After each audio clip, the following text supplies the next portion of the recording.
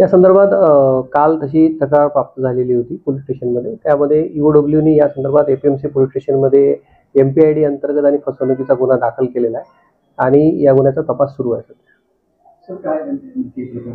यामध्ये जास्त परताव्याचा आमिष देऊन त्यांनी लोकांना फसवणूक केल्याचं निष्पन्न होतं प्राथमिक त्याच्यामध्ये. आपल्याकडे एपीएमसी पोलीस स्टेशनच्या हद्दीमध्ये सानपाड्याच्या तिथे ते एक ऑफिस होतं त्यांचं, त्या ठिकाणी हा प्रकार घडल्याचं दिसत आहे. सर्व त्याचं जे तपास आहे तो ईओडब्ल्यूकडे वर्ग करण्यासाठी आम्ही विनंती केलेली आहे आणि त्याचबरोबर या सगळ्या गुन्ह्याचा तपास मध्ये जे काय त्यांचे बँक अकाउंट्स आहे आणि इतर सगळी मालमत्ता या संदर्भातली माहिती घेऊन त्या तपास करण्यात येणार आहे. लोकांना आपण काय आव्हान